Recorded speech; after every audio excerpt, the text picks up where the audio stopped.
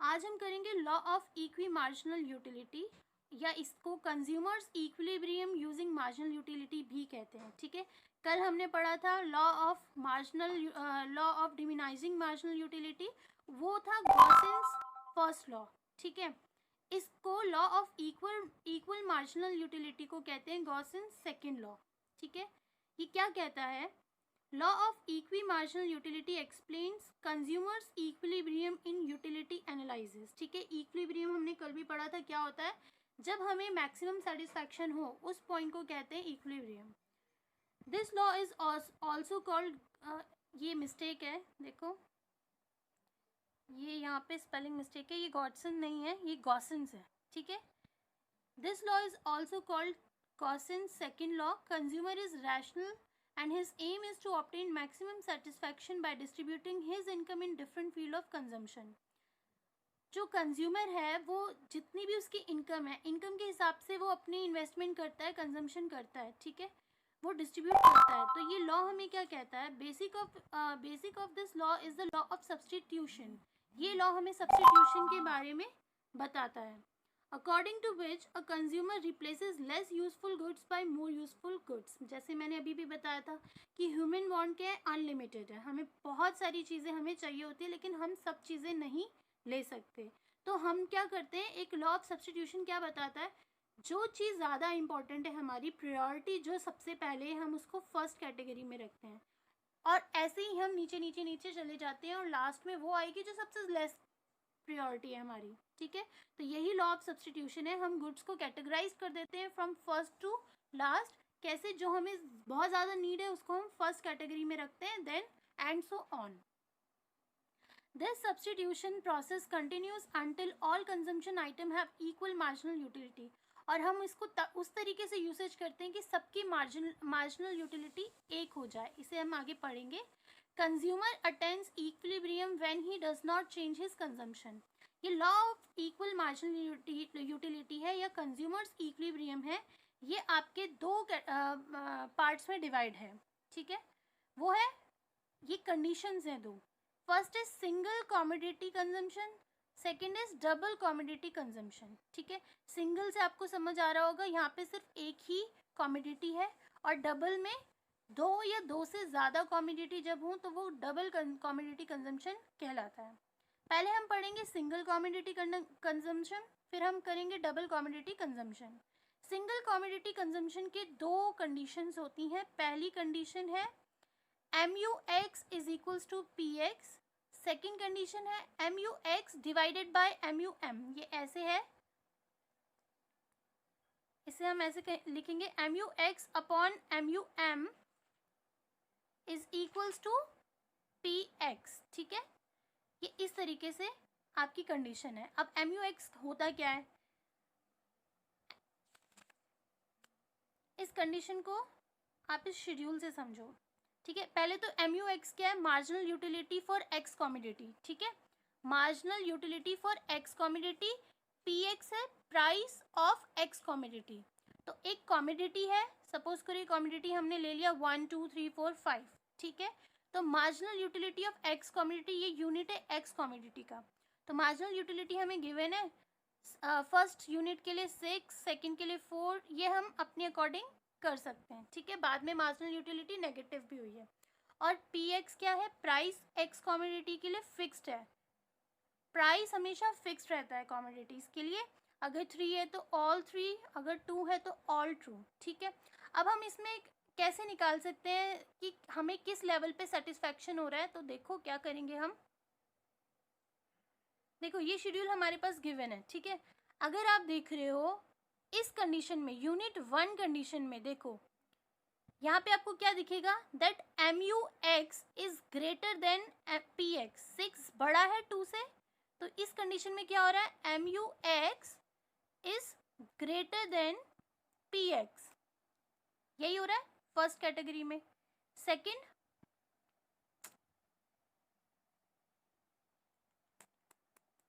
Category में आप जब देखोगे तो सेकंड कैटेगरी में आपको क्या दिख रहा है? 4 है MUX, PX है 2। तो इस कंडीशन में भी क्या हो रहा है? सेम चीज, MUX is greater then PX। Second condition में भी यही हो रहा है। ठीक है।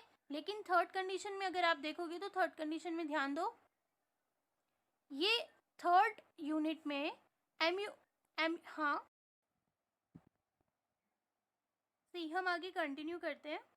ठीक है, तो अभी आपको समझ में आया कि यहाँ इस जो फर्स्ट यूनिट था उसमें भी M U X greater than था पी एक्स, सेकेंड में भी M U X is greater than P X, लेकिन थर्ड सिचुएशन में M U X is equal to P X, M U X क्या है, पी एक्स के बराबर है। ठीक है, फोर्थ सिचुएशन में M U X less than है पी एक्स। ठीक है, M U X less than है पी एक्स, और लास्ट में भी M U X is less than P X. तो हमारी फर्स्ट कंडीशन अगर आप देखोगे जो हमने पहले पढ़ा, फर्स्ट कंडीशन क्या थी कि ऐसी कंडीशन जहाँ पे एम यू एक्स इक्वल हो पी एक्स के, ये पहली कंडीशन थी। वो कहाँ पे हो रही है अप्लाई, यूनिट थर्ड पे, यहाँ इस लेवल पे हमारी ये फर्स्ट कंडीशन फुलफिल हो रही है, यहाँ पे M U X P X के इक्वल है। ठीक है, तो वो यूनिट कौन सी है, 3। तो हम इसे ऐसे कह सकते हैं कि एट यूनिट 3 जो कंज्यूमर है वो मैक्सिमम सेटिस्फैक्शन कर रहा है। तो ये यूनिट 3 क्या है, इक्विलिब्रियम, कंज्यूमर्स इक्विलिब्रियम यूनिट 3 है, जहाँ पे M U X P X के इक्वल है। ठीक है, अब इसी शेड्यूल को हम समझेंगे डायग्राम से। देखो, अब आपको अगर शेड्यूल समझ में आ गया तो ऑब्वियसली आपको डायग्राम इजीली आ जाएगा। सबने मैथ्स में ग्राफ वगैरह पढ़ रखा है तो ग्राफ बनाना सबको आता ही है। ये आपकी वाई एक्सिस हो गई, ये आपकी एक्स एक्सिस हो गई पॉजिटिव, और क्योंकि यहाँ पे शेड्यूल में नेगेटिव भी है तो हम यहाँ पे वाई डैश नेगेटिव भी लेंगे। ठीक है, ये हमने कर दिया। हम इसमें नंबरिंग कर लेंगे ग्राफ में।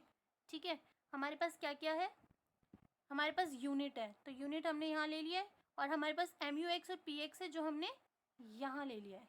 गैप आप अपने अकॉर्डिंग ले सकते हो, शेड्यूल में दे रखा है जैसे मैंने उस हिसाब से नंबर्स लिए हैं। ठीक है, इसके बाद आपको नंबर्स इसके अकॉर्डिंग फीड कर देना है। 1 यूनिट पे एम यू एक्स 6 है, पहले हम सिर्फ और सिर्फ एम यू एक्स ड्रॉ करते हैं। 1 यूनिट पे 6 है, सेकेंड यूनिट पे एम यू एक्स 4 है, देखो 4 इधर आ रहा है, इस यहाँ इसके इक्वल 6, इसके इक्वल 4। ठीक है, नेक्स्ट 3 यूनिट पे 2 है, तो 3 यूनिट पे 2 है समवेयर हेयर। ठीक है, 4 यूनिट पे 0, तो 4 यूनिट पे 0। देन 5 यूनिट पे -2 इज हेयर। ठीक है, हमने सब ड्रॉ कर दिया। इसके बाद आप इसको ज्वाइन करते हुए लाइन खींच लेंगे, इस लाइन को कहेंगे एम यू एक्स। ठीक है, ये लाइन हो गई।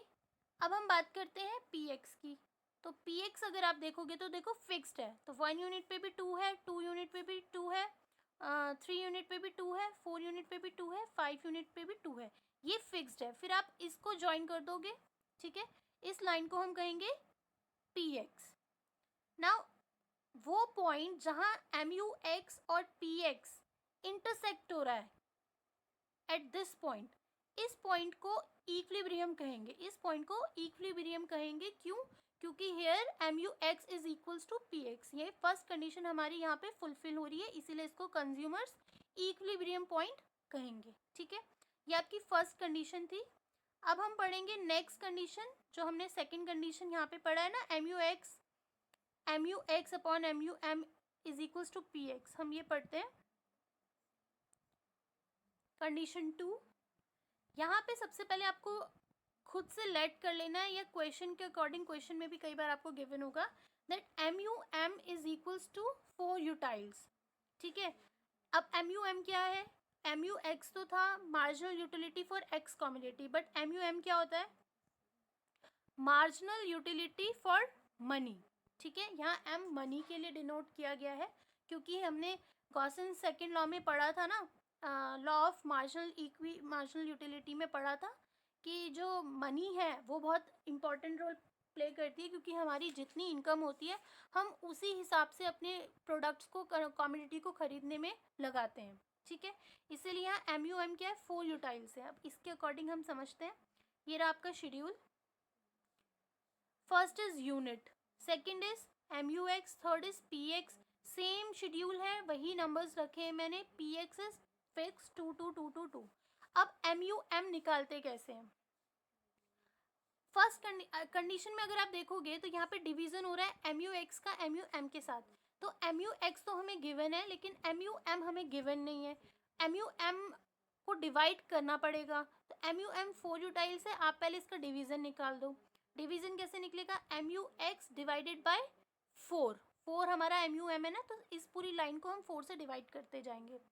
10 divided by 4 2.5, 8 divided by 4 2, 6 divided by 4 1.5, 4 divided by 4 1, 2 divided by 4 0.5, 0 divided by 4 0, -2 divided by 4 -5। ठीक है, तो अब आपको क्लियर हो गया होगा कि ये MUX अपॉन MUM क्यों निकाला है, क्योंकि हमें सेकेंड कंडीशन जो थी उसमें आपकी कंडीशन में ही गिवन है MUX को डिवाइड करना है MUM में। ये लिस्ट आ जाने के बाद आपको देखना है कि ये जो आपने निकाला है ये कौन से लेवल पे PX के इक्वल आ रहा है। और PX आपका क्या है? 2 to 2, तो इस लिस्ट में एक ही 2 है ये। ठीक है, तो इस 2 से आपको पता चल जाएगा कि कौन सी यूनिट पे हमें मैक्सिमम सेटिस्फैक्शन हो रहा है, एट यूनिट 2, क्योंकि ये फुलफिल कर रही है। हाँ,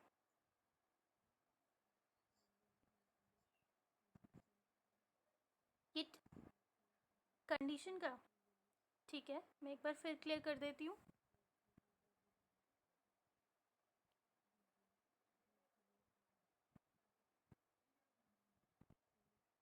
सी, कंडीशन 2 आपका MUX upon MUM is equals to PX। Schedule में जहाँ भी MUX divided by MUM, MUX divided by MUM, जहाँ भी ये PX के इक्वल आएगा वहाँ आपकी सेकंड कंडीशन फुलफिल होगी। ठीक है, अब आपको क्या है, PX तो आपके पास है ही, 2 to 2 है। इट मीन्स आपको सबसे पहले क्या निकालना है? आपको सबसे पहले ये निकालना है MUX अपॉन MUM। अब MUX क्या है? Marginal utility for X commodity, और MUM है मार्जिनल यूटिलिटी फॉर मनी। ठीक है, अभी मैंने जो आपको फर्स्ट लॉ, अभी गॉसिन्स का सेकंड लॉ पढ़ाया, उसमें बताया कि मनी का बहुत बड़ा रोल होता है हमारी सेटिस्फैक्शन कैलकुलेट करने में, क्योंकि जितनी हमारी इनकम है हम उसके अकॉर्डिंग ही अपनी कॉमोडिटी खरीदते हैं और प्रायोरिटी देते हैं। ठीक है, हम अपनी इनकम के बाहर से हम कोई चीज़ नहीं खरीद सकते, तो इसमें मनी का रोल होता है, जो कि यहाँ पे हमने क्वेश्चन में फिक्स मान लिया कि MUM कितना है, 4 यूटाइल्स है।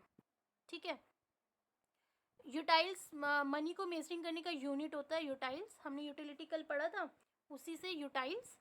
ठीक है, तो अब हम सबसे पहले ये निकाल देते हैं, क्या निकालेंगे? MUX upon MUM। MUX हमारे पास गिवन है, MUM हमें 4 यूटाइल्स गिवन है, तो हम ये डिवाइड करके निकाल देंगे। 10 डिवाइड कर दो 4 से, 10 divided by 4 is 2.5, then 8 divided by 4 is 2, 6 divided by 4 is 1.5, 4 divided by 4 is 1, 2 divided by 4 is 0.5, 0 divided by 4 is 0, -2 divided by 4 is -5। अब क्लियर है सागर? आई थिंक अब तो कोई डाउट नहीं है। MUX अपॉन MUM कैसे आए, आप समझ आ गया?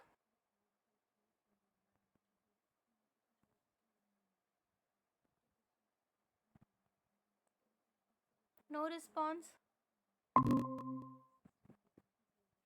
Network issue, okay.